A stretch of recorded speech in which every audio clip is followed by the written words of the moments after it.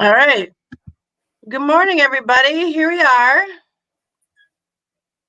And we are at Motivational Mondays, and I'm here with my friend Lauren. I'm going to say it right, Kunkler. You guys have been calling her Lauren Kunkler all week.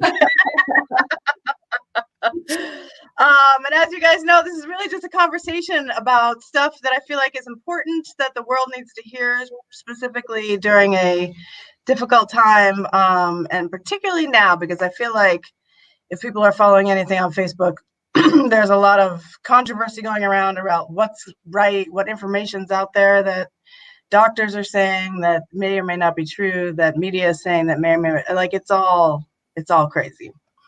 What I do know is that Lauren has some really good information about nutrition, about health, about holistic health, about mindfulness, that I think is, if anything, during this time is only helpful.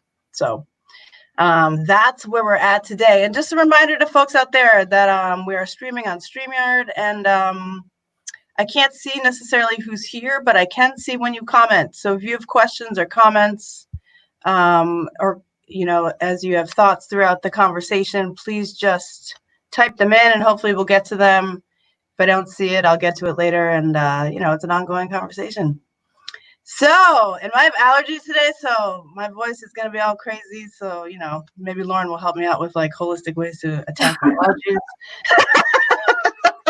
But Lauren, why don't you just start by introducing yourself, and then I'd love to find, because I know you, but if you just want to tell us a little bit about your story, about why you started. I love the name Brightly Well.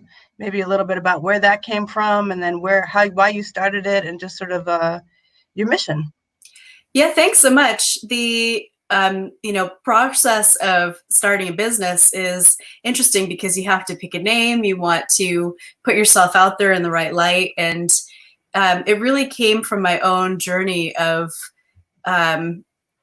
sort of like finding myself again after being sick for several years and not being able to get relief from any traditional medical recommendations. And it was a lot of digestive stuff, and I was coming up with like little food allergies, and being a nutritionist and doing all the right things, you get really frustrated that you seem to be the odd man out. And I was having other things going on, like injuries that wouldn't heal, and it was taking over a year and sometimes 2 years to heal something that should have been maybe 6 or 9 months. And while I was in it, it seemed impossible. It was really frustrating to kind of find that I was giving up on myself. It seemed like nothing was going to work. Nothing was ever going to work. I was just going to be sick and in pain forever. So I really dove into some alternative ideas and methods. And really what I came out with on the other side is not like this snap your fingers and instantly you're just in perfect health and pain-free. But I started to feel not only like myself again, but like I had a glow back. I was really shining again, and I felt clear thoughts, and I felt sharp, and my thinking was back. That's something that a lot of times happens when you're having nutritional problems. I was borderline, malnourished, and I couldn't think clearly. I had no energy. I was tired all the time. Yeah, I noticed things like my skin and my hair and everything were changing. So you see those things in the mirror every day, and when you start to notice, your eyes getting brighter again and your skin glowing a bit, you think, wow, this is working out. And a lot of the things that I did were not just, vitamins and minerals and stuff. It was a lot of mindset and mindfulness. You really have to change your attitude, and it's a mindfulness practice because you do have to practice quite a bit to do this. So I did this for a few years, and in addition to just, traditional nutrition training and background, I got a whole new world of ideas and a different philosophy on how your body works, how your mind works.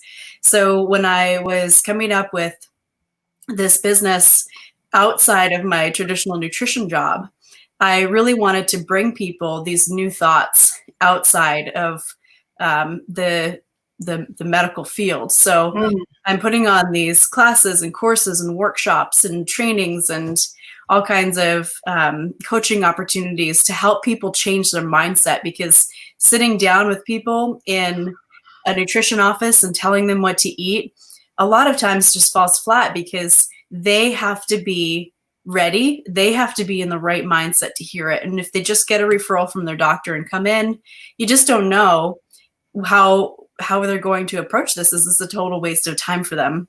Total waste of time. I agree. Yeah, sometimes the equipment ends up being this little seed that gets planted.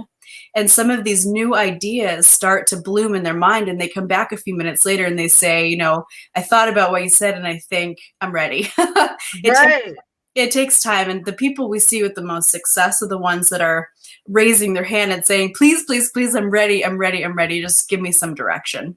Right. So Brightly Well, it was a name that shows people that you can shine again. It doesn't have to be perfect health. It doesn't have to be like perfect physiques. It's really about how you feel on the inside, that kind of inner glow. And it's positively inspired wellness. Everything has positive mindset. It's all revolved around the way you think and bringing in an open opportunities for your body to heal. And that's a lot, I think, of what we talked about last time in our little conversation is there's different ways of healing that we're used to hearing about. And thankfully, mindfulness has really come around where it's a common word now. So that's sort of the direction that I'm going. And it's been really, really well received from people, and they feel inspired by these new ideas. It's just allowing them to solve their own problems.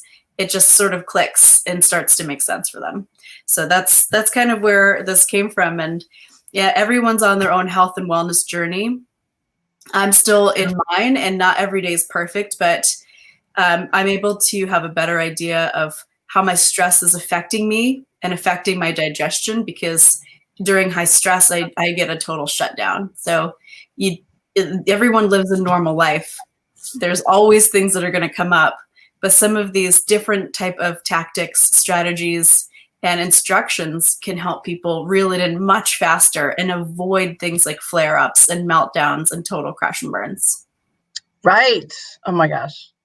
I love all you said about like opportunity, and you have such a positive spin on it. And I think that a lot of people go, to the doctor and, the nutritionist, and it does fall flat. It doesn't go anywhere. I don't think, because there's this holistic approach that you're saying. Yeah, it doesn't make sense to them. And they also didn't get time to be motivated on their own, other than this fear motivation that a lot of people get. The fear factor. Yeah, which sometimes factor, right? Like a lot of people are like overweight, and they're like, just tell them like, oh, you have to go over, you have to lose all this weight. And half the time they're not actually unhealthy. It's just other things that, may be contributing to that. And some people who don't look like they have any problems with their health have a lot. And that's not really fair to people, Right. Yeah. And some people may look like they need a lot of help, but are on the tail end of a huge transformation. So all of it. Let people do this at their own pace, and just be supportive and root for them, and don't, criticize people, because it is hard to make changes in your life. There's a lot of factors, especially now, people thinking, I'd love to eat healthier, but what am I supposed to do? We're trying not to go to the store. These fruits and vegetables don't last that long. The kids are here. I'm stressed out. I don't have time to make my meal prep things that I used to do. I'm not getting to the gym. You never know how this lifestyle that we're in right now is affecting people. And sometimes people are just lonely and sad, and those emotions well up. And the only thing they can think of to relieve themselves is finding something in the cupboard or the fridge. So we don't know what's going to happen, but I'm sure people are really ready to talk to other people, to get little support groups, and just feel like they have some resources again. That's one of the biggest things right now, is all the resources people had at the tip of their fingers are are now so limited. They can't just go out to a cafe and get a little social time with a stranger. They have to get creative. Yeah. If they're not very tech savvy, it may be a real problem. Yeah. Oh my God, totally. And certainly I know that people are struggling that, don't have computers and are poor and don't really have access to like any technology. And it's, that's really hard, and have lost their jobs and don't, economically can't even get to the store and buy. So it's a whole thing. Mm-hmm. And I know we started this conversation around, so how this whole thing came about, you guys, was, is I was doing my research on COVID, and I was, I don't know. I was questioning some things, and I was wondering about some things, and I wasn't taking things for face value. I don't think anyone ever should. Not that I'm discounting that this thing isn't serious, but I was just doing some more research about the body, and the immune system particularly, because I think that sort of has a lot to do with how we can sort of protect ourselves in terms of if you want to take action. And it's just the conversation that I was reading just from scientists and stuff kept coming back around to that. So I know I reached out to you initially just to be like, what can we do, and what boosts immune systems, and what, give us some more information just about your thoughts about that.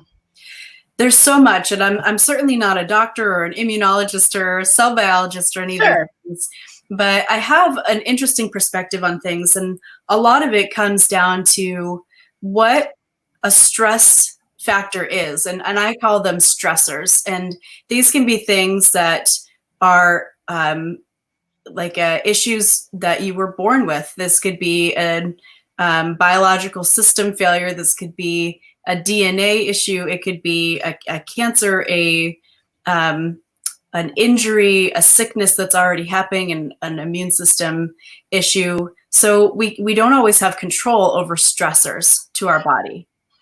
We also have our emotional stressors. Those are the things like fear, not feeling like we have control over our situation, not feeling like we know what's going to happen. These things all cause these low-level stresses. And then there's the big stresses. These are the things that are our basic biological needs, like, do we have food in the house? Do we have fresh water? Is the electricity still on? Is our family safe? And sometimes the feeling of these big changes in finances can make people fear that they don't have safety and they don't have a safe place to live. And this could also be something like if there's any kind of fear in the home. So what we can do is just take an assessment. And this might seem like it's not doing anything, but making a list in your mind or just writing it down on a piece of paper of all the things that are wearing on you a bit, what you can do is start to separate yourself from these things and know that all these stresses that are coming in are not you. They are like a storm that you're in. And we have to know that the storm isn't us. We can pass through the storm just by observing it and knowing that we have to give a little bit more grit and give a little bit more strength when we need to. And that's a big difference between the panic that a lot of people do when they're not checking in with themselves. So these stressors, the mind stressors, the body stressors, all of the things in our environment can be stressors, and we don't have too much time to talk about how, your Wi-Fi and electrical grid and pollution. Yeah, like glyphosate. We don't need to talk about all of that today. But there are all these stressors to the body that we don't really have control over. If you go outside, you're going to be exposed to things that are stressors to your body. And over time, our bodies are really working hard to clear out a lot of the effects of these stress hormones and chemicals that are made as a byproduct. They need to get cleared out. And this can really wear down on our system if we don't get a break.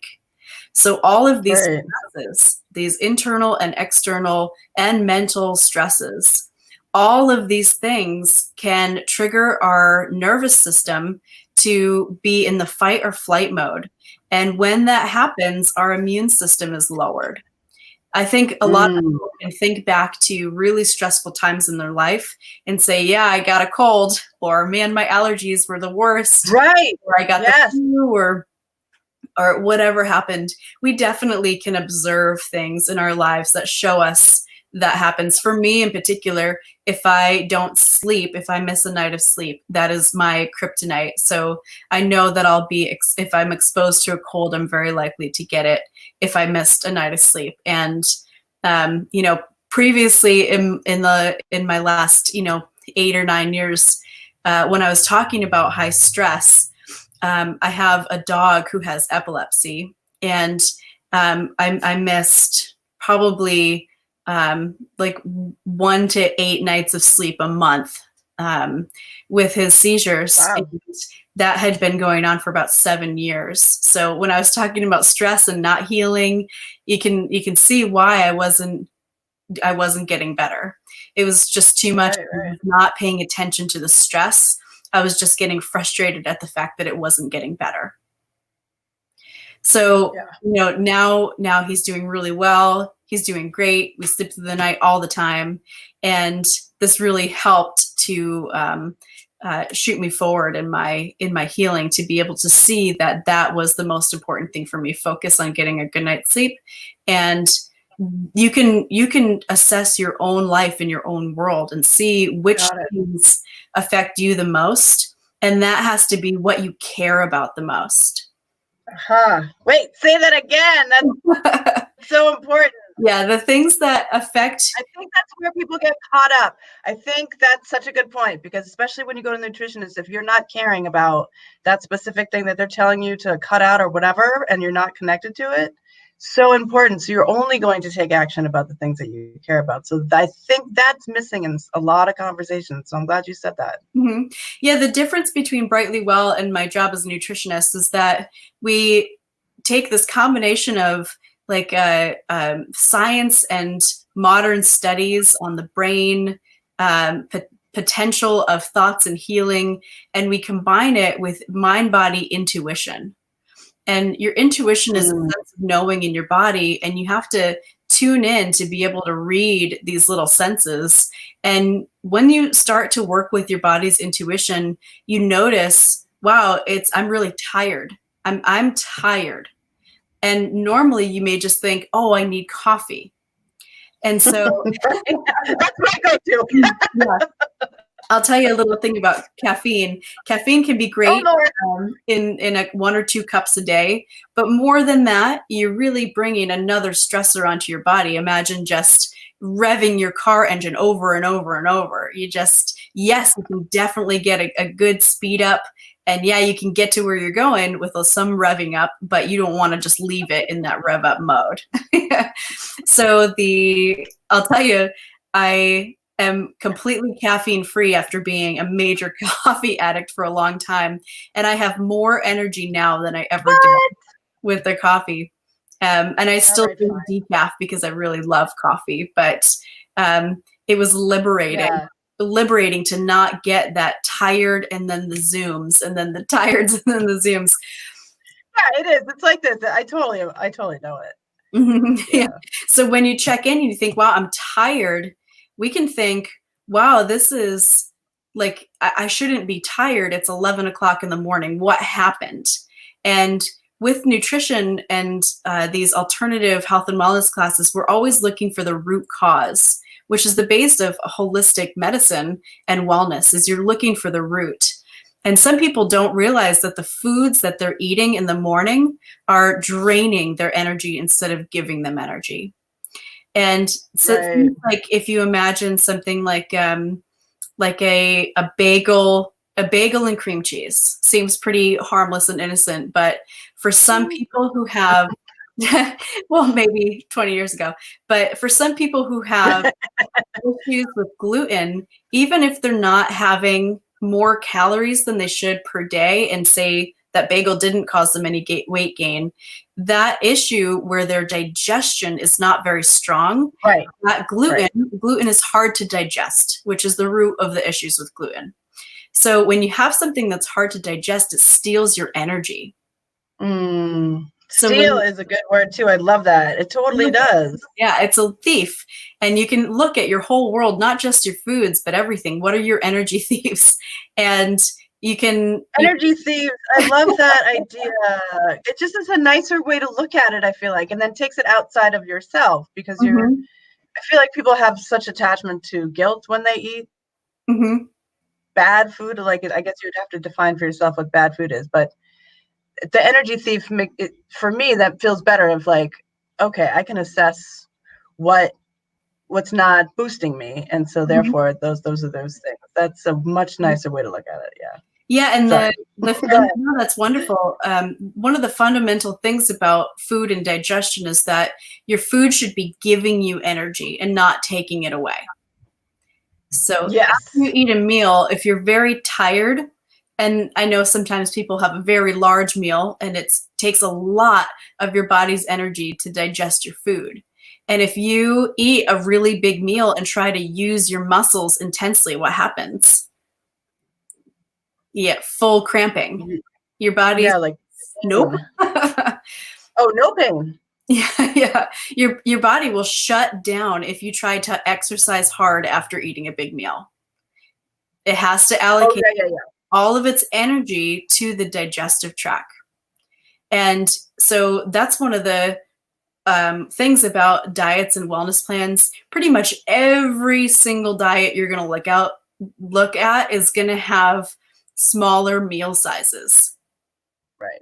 And that's one of the things that can help you have more energy because when you're digesting your food, you can get very tired. So instead of just having a big meal and then grabbing a coffee, you can think, I'm going to have my meal, but I'm going to save half for 2 hours from now.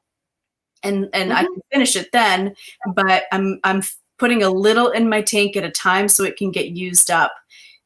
So that's another really good way because when we're talking about stressors to the body and the immune system, when you're really tired and putting in too much caffeine, you're just starting the cycle of another stress to the body.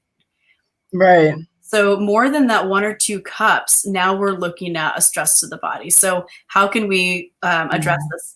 And the other one is sleep. Like I said, I'm one of those people that if I don't sleep, that's my kryptonite. But some people can do better with less, can do fine with less sleep. You got to know how much Right. you need.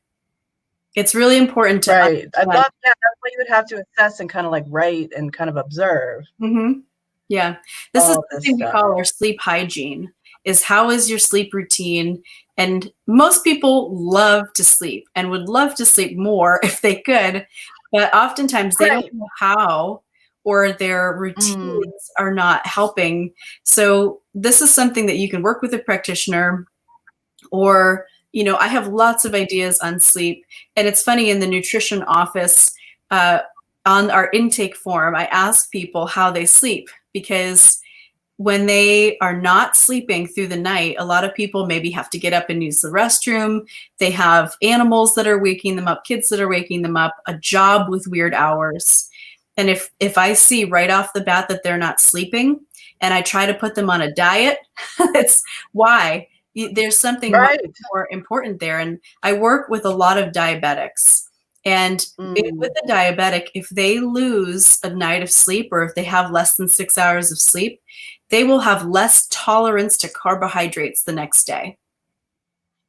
Mm. And so, Interesting. yeah, so they will have higher blood sugars even on the same foods. Right. Gotcha. The sleep loss is such a stress to the body that it is not fully prepared for that day. It's Right. it's almost like you have a house cleaner and you came home and they're still cleaning the house and they're like, "Can you leave? We have to we can't clean while you're here. You're going to make the mess worse." So that's how Right. sleep works. It likes to be done all of its nighttime cleaning. And then when you get up, it's ready. So when you interrupt that and you don't give your body a chance to clean out and reset for the new day, you're also putting yourself at a disadvantage for your immune system. You're Right. not fully there. You're just not fully prepared for the day. Sometimes we can't do anything about it. And there are a couple things you can do to get rest in shorter amount of time. And I'm not sure if you're familiar with this one, but meditation is like 2.5 or 4 times its time length in equivalent to rest. So if you did a half an hour meditation, it would be like getting an hour or an hour and a half of a nap, because So good. you get into that relaxation place so quickly, and you have more Right. relaxation time. So it is like a boost through the day. If you can't take a 2-hour nap to do a half hour or an hour meditation, you can feel really rejuvenated and refreshed. I keep telling people meditation is magic. It really is. I have a whole class on just an intro to meditation, and it's so helpful for people because they just get frustrated after a couple times. I even had one client who didn't even want me to say the word meditation. She was annoyed at me saying it. She was like, yeah, I tried it. So people told me to do it. I hated it. It's stupid, and I'm getting annoyed. Yeah. And it happens. This person had an enormous amount of stress, a crazy sleep cycle, all these health issues, and they were talking about smoking, and that I shouldn't even bring it up. They're focusing on the food. Just leave them alone about the smoking right now. They're just doing one thing at a time. And I used that bad habit to create a new idea in their mind about meditation. And what I said is, and breath, right? Inhale, exhale. Yeah, what I said is, I think a lot of these things that people do, like smoking, is telling your body that you need a minute. A lot of people that smoke, what they really need is they need a minute. They need to take some deep breaths, and they need to just be still for a minute. A lot of times this is a habit that people get, and they miss that time. Right. Totally. And for her, we talked a little bit about what was appealing about it. And one of the things that came up was the actual lighting of a cigarette and the fire. And they mentioned that they would just kind of stare at the flame a little bit. And I said, aha, that was meditation. Right. Totally. It doesn't have to be this sitting Indian style or cross legs or humming or having a special mat or candles lit. That moment of looking into the flame where she felt extremely calm and wasn't thinking about problems. Right. That's meditation. And all we're trying to do is extend that period of time with these different practices. And if that appeals to you, you can literally just light a candle and sit there and watch it.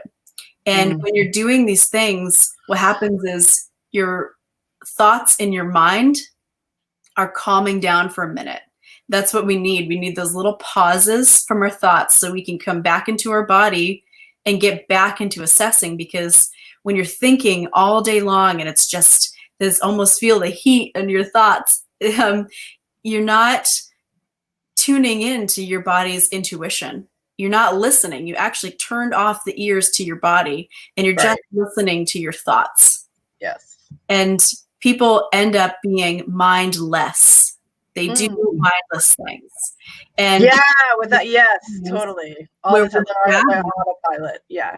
They go into this autopilot. So when we're able to be mindful, we start to assess all these things. So one thing I wanted to point out is this mindless eating. A lot of times people will go towards these comfort foods. Well, right. I did that, like chicken pot pie. We had like we were all craving it because it was like raining for like the 10th day in a row. Like, let's just get chicken pot pie because it's gonna make us feel better. Yeah. And at a certain point, I don't want to take away things that make people feel better. I just want them to feel better in a positive way. And so you can certainly have chicken pot pie and not be an unhealthy person. Right. I mean, we got the ones with vegetables in them. Yeah. That was where we're like, okay, we're still having vegetables. Yeah, that's true. And it's not about being perfect and taking away those things. Food is a very emotional thing. You know, we can look at, any movie that has someone going through a rough time, and there's going to be all kinds of food references to it. And one of the biggest ones is chocolate or ice cream. Oh my God, chocolate. And I'm actually not going to pick on chocolate too much because I know I love it. We had this conversation. All dark chocolate. dark chocolate is one way to have something sweet where you actually get something back. Right. And when you're looking at all the types of sugary foods that you can be eating, a lot of them, sugar steals your nutrients. Yes. And that's not fair, that we paid money for food. The last thing that we want is for it to be taking something away from us. Yeah. So when you're looking at your choices and you can say, all right, I'm going to get this, that, or the other thing, you can assess that and say, what is this going to give me as far as nutritional value? Because I know I can find something better that I still like. Those are compromise foods. Because if we go for the full sugar food all the time, those are the things that actually deplete not only our vitamins and minerals, but they lower our immune system.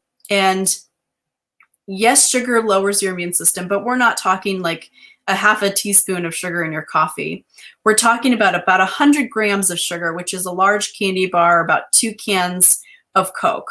2 cans of Coke is about 100 grams. And that may seem a lot to us. I don't drink any soda, but a lot of people who are, into health and wellness are not big soda people. Right. But there's so many people who are drinking the 20 liter or the 20 milliliter bottles.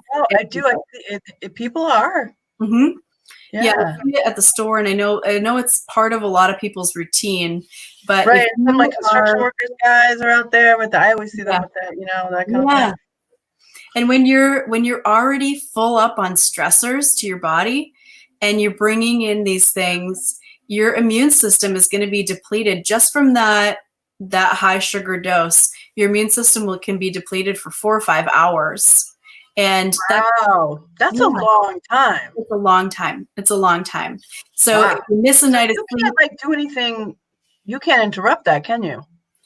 The best way to get move your sugar body out of your system is to move your body. Yeah. But we don't want to relate sugar foods to compensation.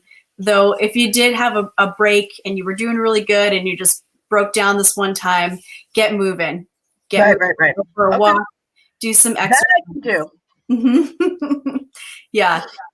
Getting that sugar out or in very small amounts can be a much easier way to manage that immune system. And even things like you think of what makes you feel strong.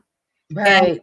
And that's really good. So when you're eating really good and you're exercising and you're sleeping well and you're managing your stress and you think, I have not only this physical strength, but I feel like a little bit unstoppable right now, we can think you're probably having this good reaction in your body and your immune system is doing well also. There may be other factors, but we don't want we don't want to forget that we are not impervious to germs and bacteria and viruses. So, I think to wrap up the immune system, like not just COVID. I think that's what people are missing. Like, the COVID is certainly horrible, but it's a virus that gets in your body that has different results than another virus that viruses get in our body all the time. It just depends on who you are, how you process it. And I know there's like a piece to science that I don't understand about how you break it down, or do you know like what's inside the body that breaks it down and makes you get it or not related to immune system, but there's another process that happens. I don't know all the processes of the immune system, but you definitely have a few factors that are important. One of them is whether or not, like how that virus is transmitted. Is it a blood transmission or is it a fluid and like aerated transmission? Yep. Gotcha. You can kind of think of it, and I think this is a funny reference because of the time of year everyone's planting their gardens. You can throw a handful of mixed seeds into the worst soil. And you can throw a handful of seeds into the best soil. And you just don't know which one of those seeds are going to grow. Right. And that's sort of how this is with these viruses. We know it's a seed that it can cause this disease, but you may throw it in great soil and it just may not grow. And you throw it in soil and it may go out of control and you have this thing Right. that you actually have to get rid of because it's taking over. And so we can kind of look at our body as the soil, like how prepared are we if we have a system that is not getting enough sleep, not managing the stress that's keeping the immune system down, eating lots of sugar, and not taking care of things that are real health issues that make it easier to get diseases, of course, like autoimmune issues, any kind of cancer or therapy where you're using heavy medications. Right. And things like if there was another virus or another issue you were already working on, and then all the things that are kind of depleting to your body, any kind of heart disease or COPD, anything with the lungs, inflammatory issues, especially like asthma. Diabetes affects so many parts of the body. All of the small capillaries, blood vessels, and nerves can get damaged by this. And people need for their nerves to transmit electricity, basically this electrical current that draws blood flow into these little teeny tiny crevices in their body, their lungs, all of their tissues. And when the blood doesn't get there, then these viruses have a higher opportunity of getting in. Right. Our blood is very rich in oxygen, and that makes it difficult for these viruses to replicate themselves. They don't do well in these high oxygen environments.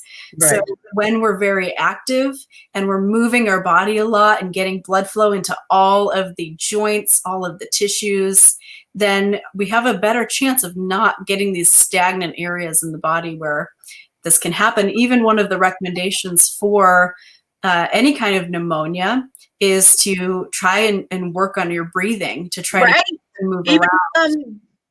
Scientists and doctors are coming out. Sorry, I just got so excited about the breath stuff. Was like TED Talks and stuff about you don't want to get COVID in your lungs, because that's when it takes hold of your whole lung situation, was when it gets really dangerous, and that's when people are dying. You know how you prevent that?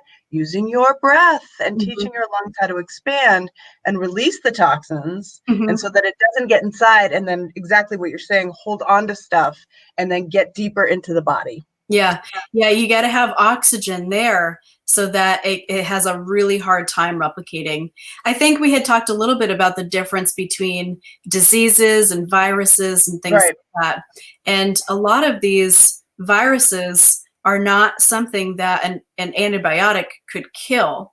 These viruses work really different than bacteria, and they oftentimes will inject their DNA into yours. And so that what's happening is your body has to get creative, and it creates almost this like little army that is always prepared and learns how to get rid of this virus. But what can happen is there's something called biofilm, and it's almost like a mucus that these viruses hide in.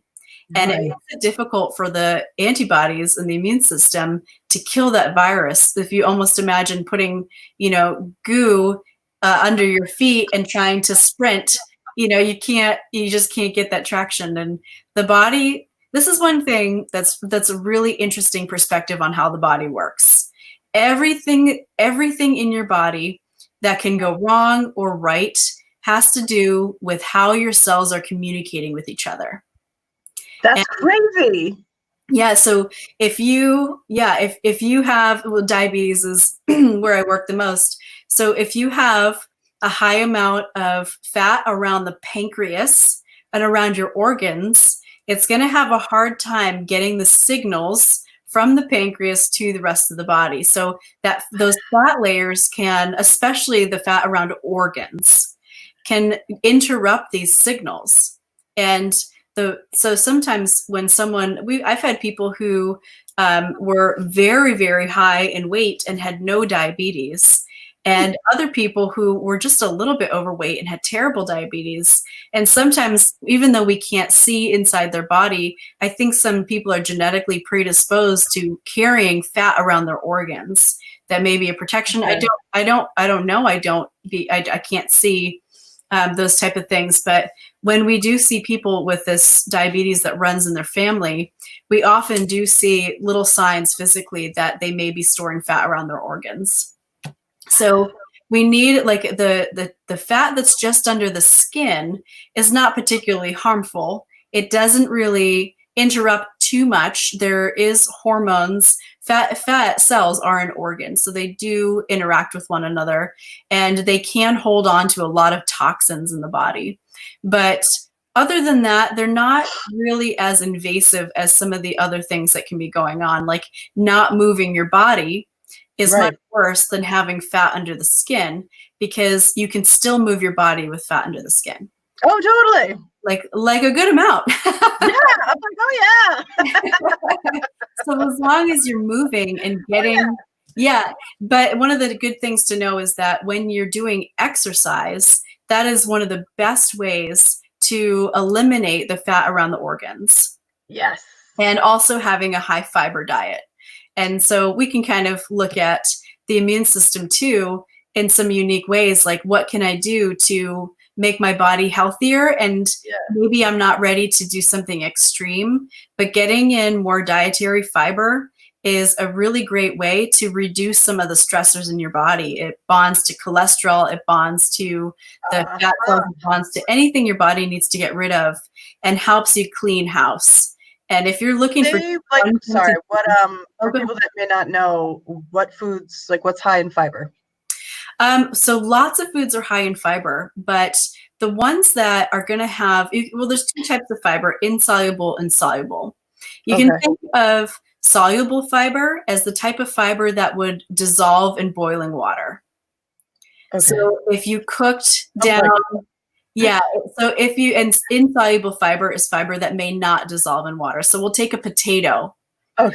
So if you put a potato into boiling water and just let it boil for a long, long time, the starch inside the potato, the fiber inside, will start to disintegrate. You will get this sort of melting process. But the potato skin, the peel, is the insoluble fiber. And that's the part that's not going to dissolve in the water. So, and I'm talking like making soup all day long. What are the parts that are going to be left over? It's usually the peels and the seeds.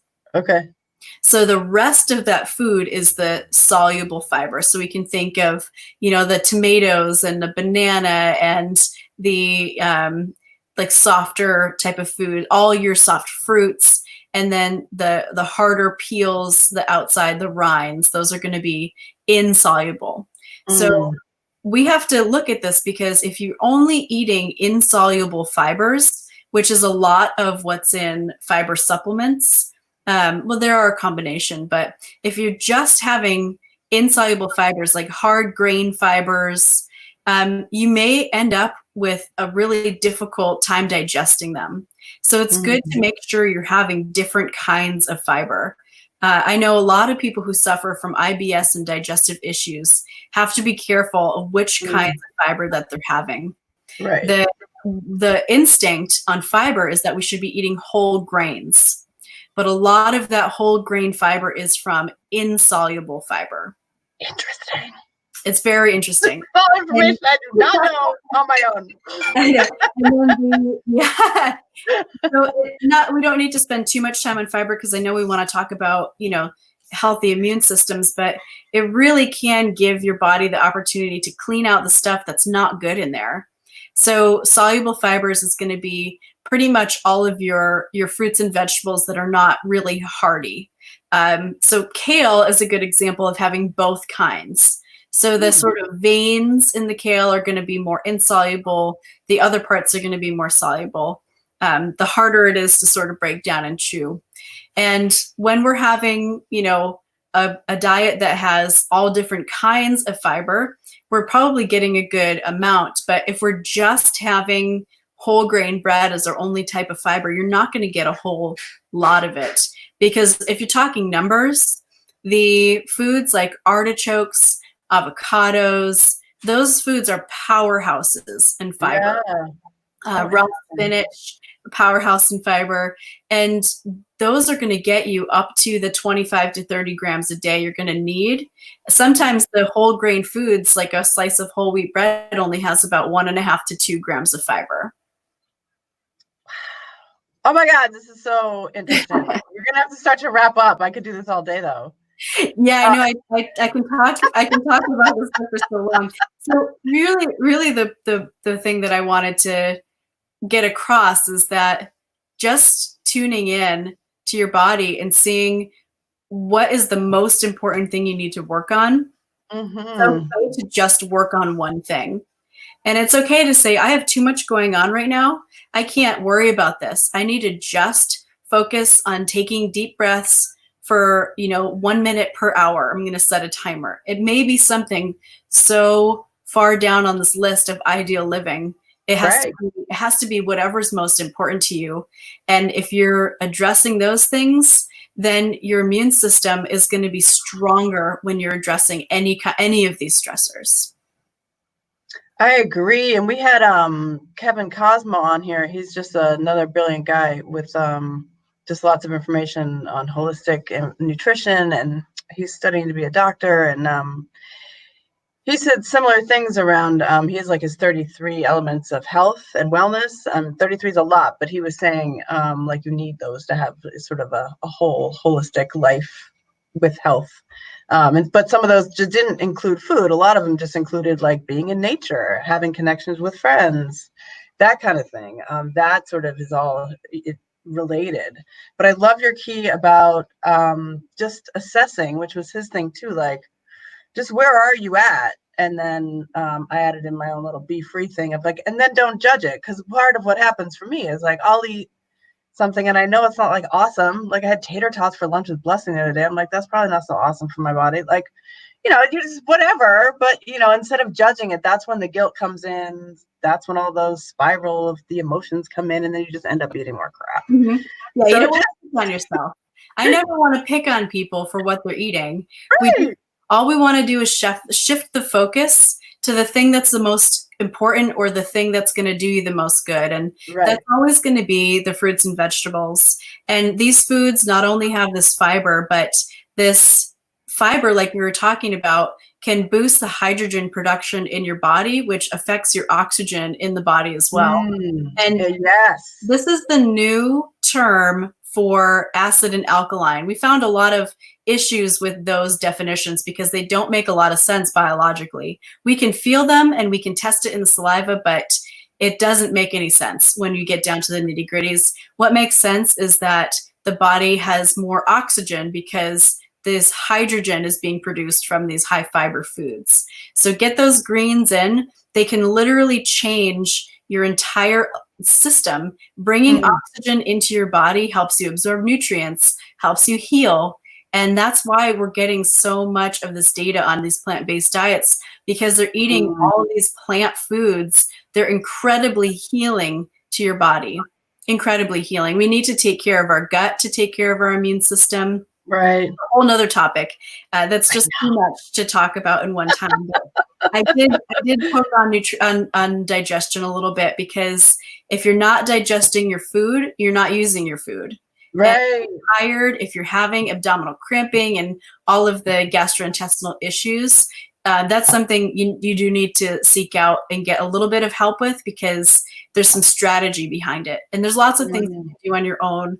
Bone broth is a really popular one. You can do some slow batch vegetable broths to get some of the same nutrients. But you do want to make sure that your gut is healthy, because that is the root of your entire system. If you're not getting nutrients, you're not going to have the power to heal and to keep going and even care about yourself. You're going to be on this mode of just mindless autopilot. Just go. I can't even be bothered with that. It's a whole, I don't want to stress people out with having all of these things that make the world of difference. No, but I think you've broken it down so well. Oh, thank you. Thank you. It's, I have to say, I have a skill of breaking down these really complicated issues into things that people can understand. So if people are having a hard time understanding what's going on, that's something that I'm really good at helping with, is giving them a fresh perspective. And I'm famous for my goofy analogies. No, it helped me a lot. Like the garden and the seed. I'm like, oh yeah, totally understand that. You don't always know. You could be the healthiest person and get something because you just don't know why that virus. And sometimes we can just say these factors are definitely making this more virulent for some people, but there's no recommendations right now on how to just completely avoid it. So we have to think about our hygiene. We have to think about how important it is to not be touching handles of doors and products and then touching our face. This has to be a worldwide hygiene boost right now to really affect the spread of this. And we're gonna have to get back to normal at some point, but everything is gonna have to be cleaned more, and it's gonna have to be taken care of. We're gonna have to be mindful of how germs and viruses, transmit, and how where they are, how long they can live and stuff, because as all the stuff that we can do, we also have to be smart about our environment. Totally. Well, I want to thank you. That was awesome information. And you guys, her website's right up there if you want some more information. And Lauren, sorry, has offered to also do another one specifically for people in recovery, because I was talking to her about just how alcohol breaks down in the body, and maybe some of the effects that that's having personally for myself right now, just in terms of, I drank for God knows 20 years, and how much, and I didn't put anything healthy in my body. I have now, and it's been about 3.5, almost 4 years, but some of that stuff is a different topic for people in recovery. So if you are interested in that, just message me, and we're going to get that scheduled within next couple weeks or so. And and so thank you for offering to do that too, because I know there's like really specific questions just for that population, which I think is just so important and very connected to addiction in general. I mean, food is for many people part of addiction. It just becomes the cycle. But I think more than ever right now, I think the universe is certainly saying, if anything else, pay attention to how you're breathing, how your body's reacting to food, how your body's reacting to, stress, all of that stuff. And the favorite thing you said today was like, think about what makes you strong. Like if people can make those lists and the assessment of, I've been trying to just, the whole mindful thing around how's my body reacting to food in general. Like I had pizza yesterday. It did not, sometimes it's fine. It did not agree with my body yesterday. So there, it's just like writing that kind of stuff down and then not judging it and just being aware, and then maybe making some slight shifts. But breath is the most important thing. And it's very simple and something you can do and follow up. So thank you. Thank you for being on Motivational Monday. Thanks so much for having me, Ayana. It was really great talking with you. And again, if people have any questions, I have all different types of classes going on. We have some free summits on Sunday nights, not this one coming up, but you can check out the Brightly Well Facebook page for the classes going on. And I'm here, even if you don't see a class that you're looking for, you can message me and I can either do something one-on-one with you or use that as inspiration for a new class. I really just have this unique background and I want to be able to help people as much as I can. And I appreciate this time here to give some good messages to people. Good. And then this will be saved on YouTube, so I can send you the link later and you can add it right to your Facebook or wherever you want. All right, great. Yeah. All right. I hope everyone has a great day. Yeah. Have a good day.